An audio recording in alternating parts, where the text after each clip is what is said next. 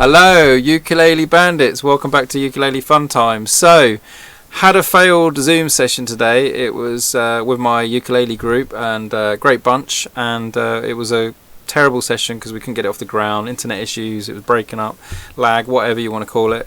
It was a bit of a disaster. So we're going to sort that out and get another session in ASAP. But to get you over the next few days, I thought I would cover some of the songs that were requested. We had some new songs that we were going to cover today. One of the songs is Love Is All Around, so we'll look at that first. And the reason I picked that one is because we've got one new chord in it, and one new chord to learn is better than 7. So the new chord is D, and we've learnt C, A minor, F and G. So I'm going to show you this song. So let's have a look. We've got 4 chords here, C, D, G, A minor. Now the idea is that you know C, G and A minor, shouldn't have to go over those. You might still, if you're at the beginning and you're starting out, you might still be trying to perfect those chords, and then those guys that have been playing a little bit might even know the D chord and be able to play that quite comfortably, and then there'll be people in between. So I'm going to cover a few different angles with these chords on how to play them, how to present them, and best how to finger them as well. So going ahead, if we look at this D chord, the Demon D chord, it's not that tricky really. You just got to look at the easiest, most comfortable way of approaching it for you. So you'll see lots of suggestions on how to play these chords, and in the description on the chord diagram there, it's suggesting 3 fingers over those 3 strings there. So first finger on that 2nd fret on that top G string, 2nd finger underneath, and the 3rd finger underneath like that. And that they're all stand on the end. I'm actually exaggerating the height of the stand so you can see where my fingers are going. And there's a D chord. So that's a D chord with the fingers as suggested in the diagram. But obviously if you find that a little bit tricky, you could bar it. And barring, it requires a little bit of strength because you've got to squeeze with that first finger and the thumb, and you've got to have a nice little pincer grip there, look, and push down. But if you've got big fingers and a big hands like me, you might find that a lot easier. And even if you haven't, you've got to try these things to see what works for you. So that's a D chord, and that's a D chord. And if we play the first string open on that first, the A string at the bottom, and we play the A string here, you can hear it sounds ever so slightly different. That's because when we bar it, we don't really want to hear that note, although it's actually quite a pleasant sound. It's quite a nice version of D, so it wouldn't be end game. And I would say that if you're playing with a group, it's not going to be that distinguishable. And even if you get a few mutes doing that, don't worry about it. You've got to persevere, you've got to keep going. Don't worry about those bad sounds, pretend they're not there. But all the time trying to get a nice bit of equal pressure, thumb and finger, and trying to get your fingers across those notes, whichever way you decide. And if you've been playing a while, and also you'll notice me, I use my little finger here up on the 5th fret on the 1st string as well, on the A string, and I get a brighter, more uplifted sound. And if you can get the little finger across that far, then that's quite a nice sound as well. So different levels really. So if you're starting out, small fingers, maybe that'd be easier. Bar, and then little finger. Okay, whatever works for you. The other way, which I quite often do this when I'm playing guitar as well, so some chords require me to do a lift up, so you can see I'm bending on that joint there, and that first finger is free as well. So that first string there is now ringing rather than music. So whatever works for you, you've got to try these things out. It's a new chord, I know, but there's a lot of songs that have it, and there's been quite a few suggested by the guys in the group, you guys. So obviously we need to get good as many of these chords as possible. So the good thing about learning a D chord is it takes you into another key as well, because like as you've seen before, C, A minor, F, G, D minor, A minor, as we've done it in the group, which I will do a session, I will do a video on chords and keys. You will see that this chord isn't in that natural key of C, so this takes you into another key if you can learn that chord. So I'll explain more on that later, but for this song let's look at what's going on anyway.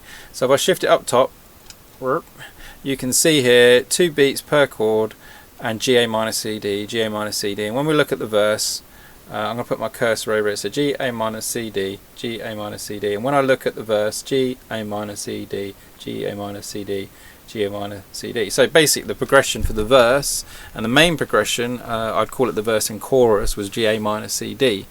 So we're going to look at that to start with, and it says 2 beats per chord. So think of this as strumming 2 strums per chord. So the G chord, 2 strums, the A minor chord, 2 strums, the C chord, the D chord, however you do it, 2 strums per chord. And you would practice that to start with. 2 strums on the G, 2 strums on the A minor, 2 strums on the C, 2 strums on the D, and then you do that again.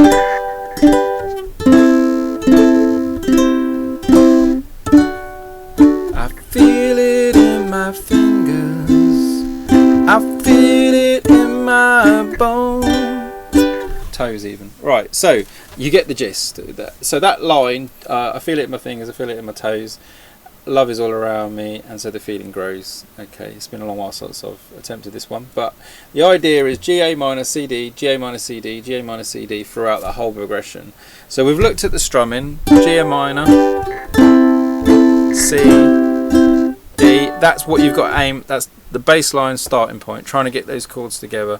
And don't worry if you get stuck, if you can't get it quick enough, you just do it very slowly at your own speed. And when you're in a group, it doesn't really matter, you just try and wing it, and you just get as many of those chords in as possible. And there's a little trick, so you could easily just do 1 strum per chord, but count 2 beats, because then you're keeping time. So it'd be 1, 2, 1, 2, 1, 2, 1, 2 with the D. And the D is a tricky one if you still, you're not used to it yet. So A minor and C aren't tricky, there's mainly open notes. So they're buying you a lot of that time. So if you're doing the G, you get on the G, and then the A minor's in, just brush the open strings, and then when you're there, wait for it, the D's coming in, get the D. Because those open strings are in A minor and C, so even if you hit all of them, it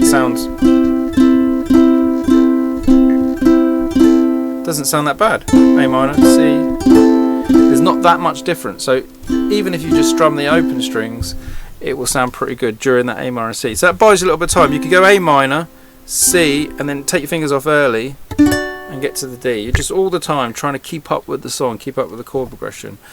Anyway, I hope that helps with the chords. So G, A minor, C, D, and obviously the D is the new one. Let's look at something a little bit more intricate for those guys that have been playing a little bit longer. So if you haven't got that far and you're struggling with the chords, you can forget this bit for the moment. But you can enjoy watching it and see where you're going to get to. So you've got G, and we're going to basically pick out the notes. So I'll look at a very simple arpeggio pattern. You can mix this up as much as you want later, and I will do a video on arpeggios solely for like patterns that you can use. So you've got G, so 1, 2, 3, 4, and I'm basically playing from the G all the way down to the A. My dog has fleas, you know that one. So 1, 2, 3, 4, and the reason I'm doing that is because there's 2 beats in the chord, so 2 strums, but if I was to do 2 notes like this per chord, it would sound it wouldn't sound very interesting. It's matching the strumming, so it wouldn't stand out if you were strumming and you had 2 notes being played per chord anyway. So to make it stand out, to make it sound more pleasant and more interesting, we're going to do 4 notes. And how we do this, we count it 1 and 2 and we fill the gap between the 1 and the gap after the 2, 1 and 2 and. So the strumming's going 1 and 2 and I can count along with that, 1 and 2 and 1 and 2, just on a G chord, 1 and 2 and 1 and 2 and. So then if I was arpeggiating, I would be 1 and 2 and I would pick all 4, 1 and 2 and 1 and 2 and. So the idea is we're going to go on the G, 1 and 2 and on the A minor, 1 and 2 and, the same all the way through. Then the D, however you do it.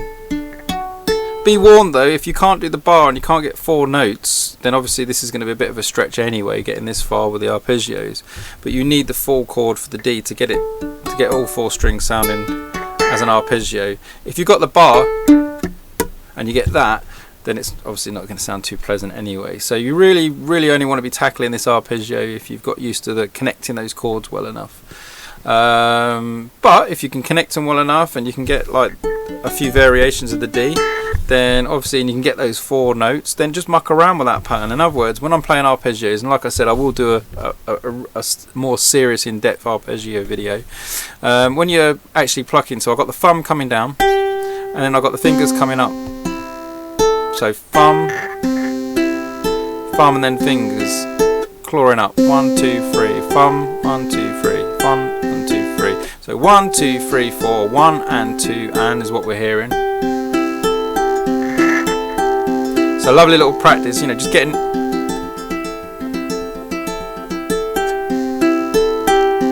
But you can do it many ways. You could then, with those fingers staying on those notes, you could skip strings. So you can go from the 4 to the 2 to the 3 to the 1.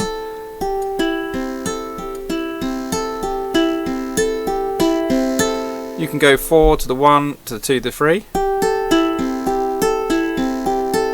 So the idea is, once you got used to doing 4 fingers and those fingers, and you notice what I'm doing is I'm resting my palm, my wrist is up slightly, and I'm hovering over those notes. And as I play the notes, I don't want to scrape the notes, I want to get underneath the notes as best I can, but I don't want to get so far underneath that I'm pulling it up. I don't want to pop the sound like that. That is a nice technique if you're doing certain styles of music, but you certainly just want to get a clear sound by pushing through the string as much as you can. The classical way of doing it is actually to push, but that doesn't really work for the ukulele as well. You know, some people use it, but this is more comfortable, I feel, for most people. So 2, 3, 4, 1, 2, 3, 4. So if you want to get good at arpeggios and you want to add that into your music, take a chord and then pluck those notes. And then no matter how you do it, so if I do it just the 4, basic 4, I feel it in my finger, I feel it in my toes, love is all around me, and so the feeling grows. So this song made famous by the Trogs, or it was written by the Trogs, made famous by later on Wet Wet Wet, but we won't talk about that. Is a really not, I think it was in Love Actually as well, wasn't it? It was in a movie or something. Anyway, the point of it is, it's quite a popular one, well known. It's got a lovely kind of ballad-like chord progression. So if you can pluck those notes, it sounds very pretty, very nice. And the arpeggios should be fairly basic. You don't want to make them too intricate, but if you've got a nice light strum in the background, and then on top, and if I do a little mixture thing, so I'll mix it up.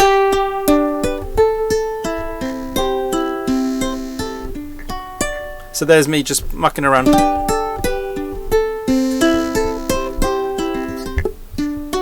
And adding a little bit more spice by playing a few variations with the arpeggio.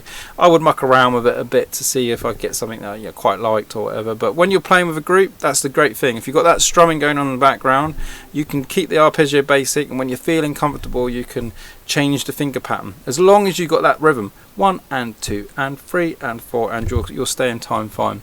So anyway, that's the 4 chords. That's what you've got to focus on. G, A minor, C, D, G. That goes on throughout the verse. It's been a long while since I've done this song, so I've got to think about it myself. So C, A minor. We're going to look at this bit here. Look, I can highlight it. So there's the section I'm going to look at. So C, A minor, C, G, C, A minor, D, D. This section here, you can see there's all 1 strums. That means on that bar there's going to be a single strum. So C, A minor, C, G, C, A minor, D. Now if you haven't got this chord sheet as well, you've got to let me know and I can send it to you. It's quite easy to access actually anyway. So the idea is that we'll look at that little section just so you know what's going on there, because it is different. There's not 2 beats per chord, it's 4. It's actually 4 on the C, 4 beats strumming on the C, 4 on the A minor, 4 on the C, 4 on the G, 4 on the C, 4 on the A minor, 4 on the A minor, so 2 lots of 4. You don't count that as 8, you want to count it as 2 bars, and then D for 4, and then there would be D for 4, but you only strum it for 1 and count the rest out. So this should be something like this. If I just strum them lightly, so you know I love you, I always will. My man's made up by the way that I feel. There's no beginning, there's no end, 'cause on my love you can depend. And then I get that one strum. Alright, okay, so that's a rough idea of what goes on with that section if you were strumming it. Yet again, the D is right at the end, so you've got a bit of time, and if you're on an A minor, you would literally, you could lift off on that A minor and put it in. And there was a trick that I showed you a while ago, which I'll include now again, which was the busking trick, where I said if you keep the strumming going and lift the fingers off, as the rhythm's going, especially in the ukulele C key that we're playing in, is quite nice. This is in G, but it is a lot of the open notes in G as well. So there's only one note difference, and I'll explain keys and things like that in another lesson if you're really interested. But looking at that section there, if you were playing C, A minor, and I was say I'd look at that last bit which goes A minor to the D. I played all the open strings. It sounded quite nice, quite musical. It does if you're playing the open notes. If you stop though, the music goes. The music stopped. When you're playing in a group, you can do that. I'm just thinking about when you're practicing on your own, you want to make it sound musical. Practice the idea of keeping that hand going, that right hand going. It's a really good exercise. So, yet again, if you were arpeggiating, if you were playing those notes, arpeggio just means breaking the chord up into single notes. So if you were playing those arpeggio patterns on C, A minor, C, G, you would literally double up. If it's 4 beats per chord, 1 and 2 and 3 and 4 and A minor.